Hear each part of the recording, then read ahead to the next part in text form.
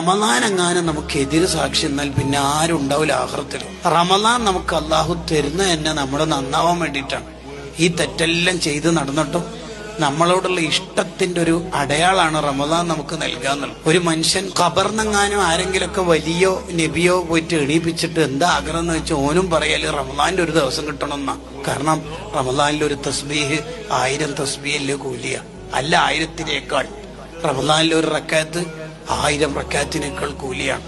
റമദാനിലെ ഒരു സുന്നത്ത് ഫർളിന്റെ കൂലിയാണ്. ഒരു ഫർളിന് 70 ഫർള്. എന്തെല്ലാം കൂലിയാ റമദാന്. സ്വർഗത്തിന്റെ വാതിൽ തുറക്കുന്ന പറഞ്ഞാൽ തുറക്കും തന്നെ, നരകത്തിന്റെ വാതിൽ അടക്കുന്ന പറഞ്ഞാൽ അടക്കും തന്നെ. റമദാനിൽ മരിച്ചാല് പവർ കൂടുതലല്ലേ. റമദാനിൽ ജീവിച്ചാ മതി. ഒരാള് ഒരു തെറ്റും ചെയ്യാണ്ട് റമദാനിൽ ജീവിച്ചാൽ തന്നെ മതിയോ നന്നാവാന്. ഒരു തെറ്റും ചെയ്യാതെ റമദാനെ യാത്ര അയച്ചാല് റമദാൻ തന്നെ അയാളെ കുറിച്ച് നല്ല പറയും. അയാൾക്ക് സ്വർഗത്തിൽ അല്ലാഹു ഒരു വീട് കൊടുക്കും. തബ്റാനിന്റെ ഹദീസിൽ കാണാം റമദാനിലെ ജീവിതം. അതുകൊണ്ടല്ലേ നബിയെ ഞാൻ എന്റെ സുഹൃത്തുക്കളായ 2 ആളെ സ്വപ്നത്തിൽ കണ്ടു. ഒരാള് ഷഹീദായ ആളാണ്, മറ്റേയാള് സാധാ പോലെ മരണം വരിച്ച ആളാണ്. മറ്റേയാള് പിറ്റത്തെ കൊല്ലാണ് വഫാത്താവണത്, ഇയാൾ തലയത്തെ കൊല്ലം ഷഹീദായി വഫാത്തായ ആളാണ്. അപ്പൊ ഞാൻ സ്വപ്നം കണ്ടപ്പോ തന്നെ എനിക്ക് തോന്നി ഷഹീദായ ആളായിരിക്കും ഫസ്റ്റ് സ്വർഗത്തിലെത്താൻ. പക്ഷെ 2ാമത്തെ കൊല്ലം സാധാ പോലെ മരണം വരിച്ച ആളാണ് ആദ്യം സ്വർഗത്തിലെത്തിയത്. അത് കണ്ടപ്പോ എനിക്കൊരു അത്ഭുതം. എന്താണ് നബി അതിന്റെ കാരണം? അതിന് തങ്ങൾ പറഞ്ഞ കാരണം എന്താ? 1 കൊല്ലം അധികം ജീവിച്ചിട്ടില്ലേ, അപ്പൊ ഒരു റമദാൻ എക്സ്ട്രാ കിട്ടിയില്ലേ, അതെന്നെ മതി.